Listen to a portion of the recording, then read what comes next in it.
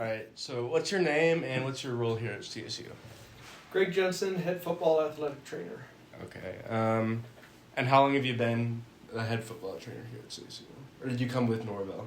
No, I've been with CSU football this is my 11th season. Oh, you've been here for a while. And I've been the head football athletic trainer. This is just my second season at that here. Okay, so you've been around for a while here at CSU. Yes.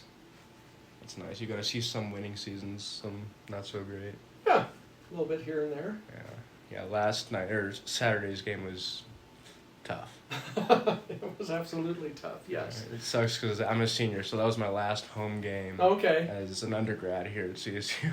Well, that's not true. Our last game of the year now. Yeah, but I'll be home in Texas for Thanksgiving for the Fair last. enough. I'll watch it, and I'll be in the Springs for the Air Force game. Oh, good.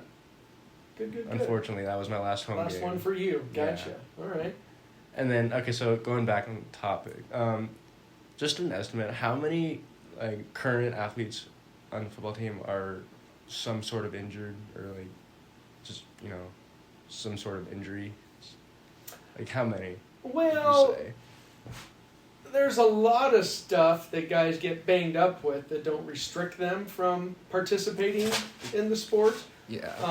And then there's other stuff where we have to limit some of their reps that they do, and then there's other things that hold them completely out. Yeah. So those numbers vary and flux throughout the year. Okay. How many are season ending on the season or on the team right now? Currently? Yeah. It's not that many. I don't know. I'd say that we probably have 5 or 6 guys out.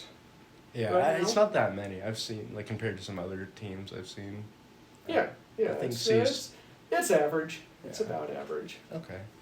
And so going to the topic of concussions, how many football players have had concussions so far this season on the CSU team?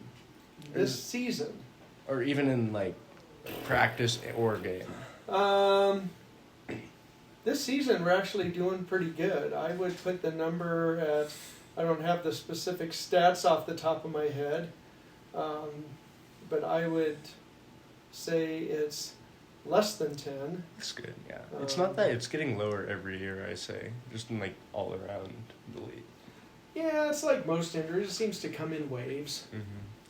I think, is one of the big parts to that those weird helmet topper things that they're all making?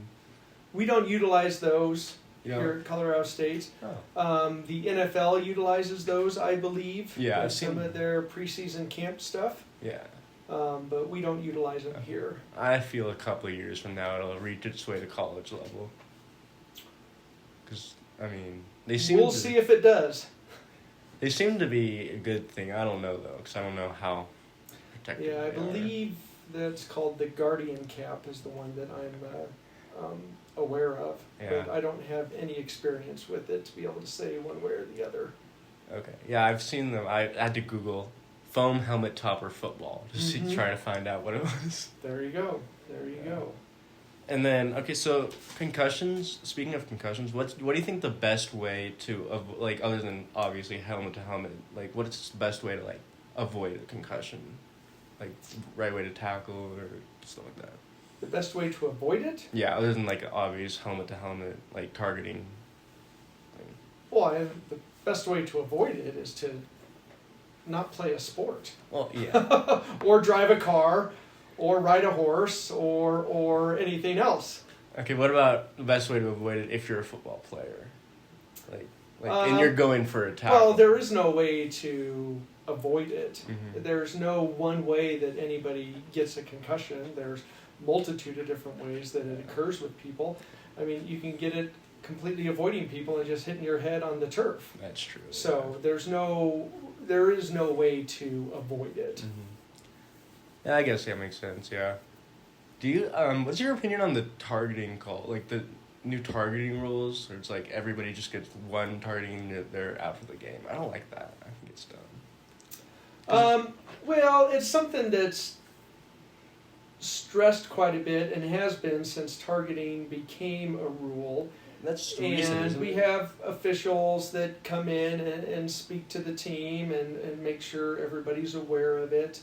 It was a little bit harder when it first came out, but now it's more, it's talked about. It's something that people see in NFL games or things like that. So a lot of it, unfortunately, is out of the defender's control. Yeah. Some of it you could say is incidental, but some of it you can also say, probably shouldn't have done that. Yeah. So, I mean, is what it is. Yeah, I mean, I've seen some incidental targeting calls and the player gets ejected for the rest of the game because that's the rule. I think that's not fair, but I mean... Well, and it's all very subjective, even though there's a written rule, and especially at this level where you don't have 20 different camera views as you do in the NFL, and you have a unbiased party sitting back in New York that's reviewing tape and everything else. So there's varying I'm just levels. Gonna leave it up to the Mountain West refs. The best in the league. Yeah, and then so going off the is there anything like you preach to the players, or maybe a defensive coordinator preach to the players to like avoid targeting or avoid like head injuries, stuff like that, like a different way to tackle or something like that? That's something that's more defensive coordinator. Evolved over the years. As the NCAA has implemented more and more rules to try to minimize head injuries, there's a lot of different things in place, and they haven't all just come on all at once. But there's certain drills that you can't do in practice now, and there's obviously things like the targeting and that, and all the personal fouls and everything. So it's not ever that you sit down and just have a meeting about it. But it's just part of the game now. Yeah, it's something that just keeps it keeps evolving, I guess. Yeah, I would say that's safe to say. Yeah, because I remember, like, I think when I was in like high school playing football, they always taught us rugby tackle. That's the best way to avoid injury, avoid head injury, concussions like that. But I don't even know if that's true now. Yeah, not having a clear definition of what a rugby tackle is. Well, they just like tackle with their. I feel like they tackle with their chest. They told us to tackle with our chest and like head sort of back, so to avoid like helmet to helmet, stuff like that. Yeah, if you can get to that point, that'd probably be a decent way. Obviously, it's way harder to do that in the heat of the game. Right. Exactly. Yeah. Against something static, sure, you could absolutely do that.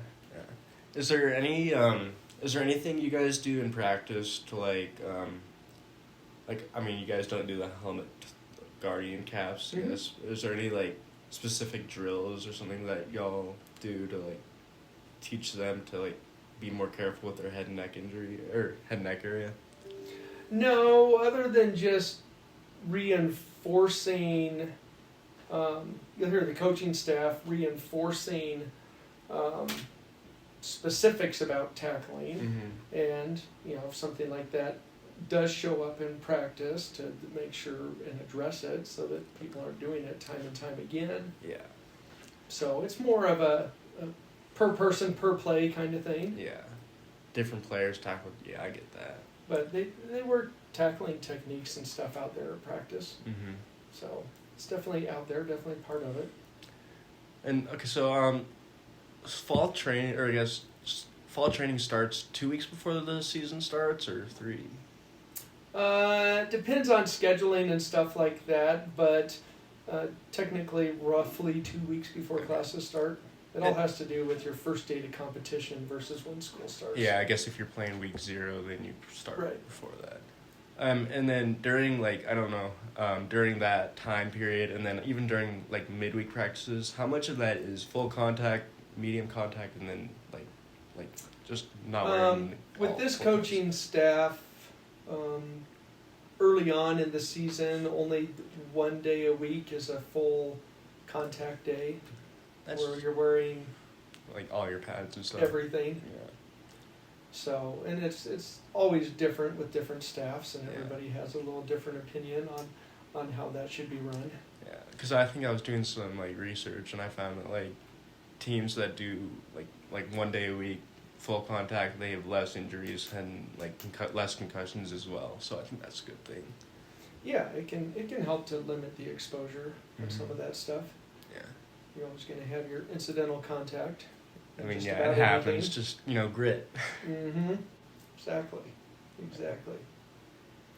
Well, I mean, it didn't have to be that long of an interview. It just needs, Mm-hmm. yeah, short. But I don't think I have any more questions. But if you have Okay. any questions for me, So what do you do with this now? Do you give a presentation?